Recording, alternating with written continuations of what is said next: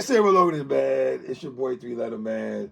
Subscribe to the channel. Follow me on Twitter, Instagram. You know where to follow your boy at already, man. Hit the like button also. I appreciate that. If you'd like to leave a small donation, you can also $sign PSAhiphop on Cash App. Y'all see the title of this particular blog, man. Let's talk about it, man. Lick up my shot, you know that right now. Lick up my shot. Come on. Let's get my Smif Wessun back right quick, man. First of all, shout out to Hoffa, man. My expert opinion. He did have the Smif Wessun boys in there, Tech and Steel, a.k.a. the Coco Brothers. Do they still go by that name? I don't know. And the conversation obviously got to a real touchy subject, man. And when you start talking about East Coast, West Coast beefs and, you know, all the ramifications and all the players and the, from fans or rappers to magazine articles, all playing a part in which I thought was the corniest time in hip-hop history, which was the East Coast, West Coast beef wars. Now, I actually did an episode on this. About 3 weeks ago, I did an episode on the East Coast, West Coast wars. If you want to check it out, you can check it out on this channel. I was just giving you some insight on how I looked at it in my lens from a fan that was actually outside and walking around these streets when the East Coast, West Coast beefs were going on. Now, we all know, I've said this numerous times, during the East Coast, West Coast beefs, if you want to say Boot Camp Clique and maybe Wu-Tang Clan, they really wasn't involved in the East Coast, West Coast beef wars. You know what I mean? They didn't catch strays like Big, Jay, Nas, Mobb Deep, other people also. That, you know, Tim Dog, if you want to go in that back also, that didn't catch strays in the East Coast beef, East Coast, West Coast wars. During that time, the West Coast brothers, I said it numerous times, they were not dissing groups like Wu-Tang Clan. You understand? I mean, we go back to a Method Man and Method Man being on the All Eyes on Me album, the double CD. They were on that project. Were they the only East Coast cats on there? I don't think Buckshot was on there, was he? The Smif Wessun? I didn't think that. But here's the thing.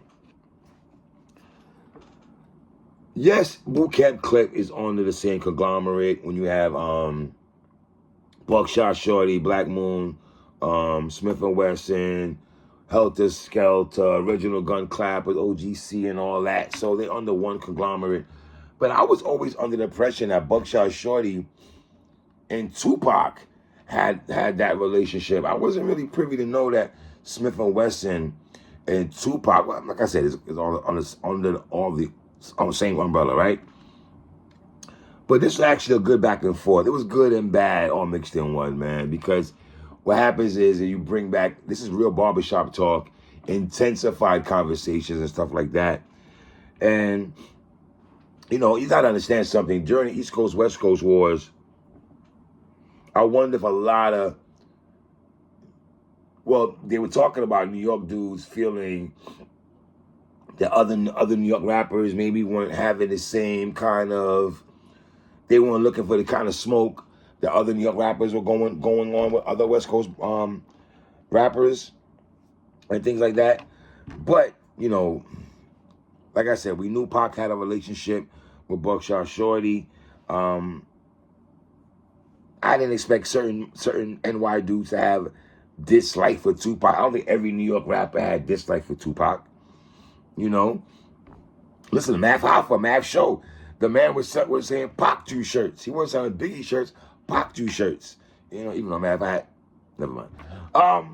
But Bigger, who is actually on the show with Math Hoffa as one of his hosts, he got into this bag about Pac saying, you know, to kill New York babies. I never heard that conversation as an older man right now that was outside at that particular time with the East Coast, West Coast wars.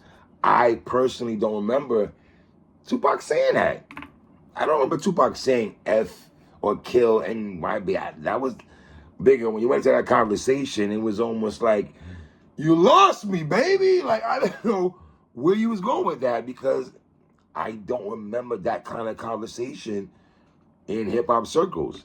That Tupac said that. I never heard none of my boys or myself reading that in magazines, people quoting that in interviews, people saying that in lyrics. So, Bigger, when you say that, a lot of us who was outside with you, Bigger, we're going to look at you a little bit like, Bigger, we don't want you to dot reach and earn an ash and the nanny reach with what you're saying, brother, but we need proof. Living proof. You know what I'm saying? I'm not talking about group home living proof song either. We need proof, right? R.I.P. Proof from Detroit. But obviously the conversation did get intensified when Bigger looked at Steel and Tech and said, you know, as New Yorkers, I'm paraphrasing right now, we did look at y'all funny style because y'all was riding with Pac during the East Coast, West Coast wars. And use the word traitor. Now, when you use the word traitor, man, yes, this is a beef that stemmed from how many, 30 years ago probably? And we're bringing that conversation back to life. And when you have guys on the show and you're pressing them about being a traitor at that particular time, they're probably not going to take kind to that. Regardless if they were youngins or how many years ago that was when they were 19, 24 years or whatever at the time, right? Now, when Steel was talking to Bigger about the situation, you kind of see it got intensified. And what was funny also is when Steel got up out of his seat and stood right behind, when Tech stood behind Steel while he was talking. And that was some Brooklyn military-ish right there, bro. Some old Brownsville, I'm going to hold you down as you get your ish off. And if it goes left, we got to pound this guy out right here, Mav Show. And that's the vibe that I got from these brothers as, I think it was Tech, going behind Steel and everything like that. Very militant, man. These dudes had a real relationship with Tupac, And like Bigger, you can't call, like I said, you can't call dudes traitors, then don't expect them to turn up on you. Regardless. And too much of this. I see too much of finger pointing. No man wants they finger pointed from both sides. I felt both sides on Smif and Wessun side and Bigger side, there was too much hand pointing. And Bigger, of course, you would want Math in them to hold you down, but how can they hold you down if they never heard that what you saying before? So it's kind of hard to hold you down, King, when those conversations, us as Brooklynites, and I was outside in the mid-90s, we were already having those conversations on the block about stuff like that. We had our issues with the West Coast and what in East Coast, West Coast conversations, but that particular conversation, Bigger, I don't remember anybody having those conversations, King. You know what I mean? And you call a man a traitor, that's just not gonna be righteous when you calling somebody a traitor, And I did like when Steel and Bigger dapped up and everything like that. But if you notice, Tech would not let it go. He would not, gotta let it go, Teddy Pendergrass voice. He would not let it go. And he went for the TKO, no pun intended. Being down with Pac, holding down Pac with Burners talk and everything like that. And I'm just glad there was no hands being thrown in this conversation. We can have an intense conversation, a heavy debate where it can get ugly a little bit verbally, but nothing where we got to throw hands and got to go outside and fisticuffs and things of that nature, man. You know what I mean? So shout out to Math putting that episode, that segment he put out, man. It really brought you back in times, especially if you was here during the East Coast, West Coast beefs. I always say it was the worst thing that ever happened in hip hop, and I would stand on that. When you lose Biggie and Pac, that's just Archie Bunker Award to that, losing Biggie and Pac. I'm sorry, So yeah, man, I'm glad Math intervened and didn't make it get too crazy and everything like that. So I don't know. Y'all tell me what y'all thought about that, man. If you're outside in the 90s, especially from New York City, did y'all ever hear Pac talking about killing New York babies conversation? I don't remember that, Big. I'm sorry. Maybe somebody refresh my memory.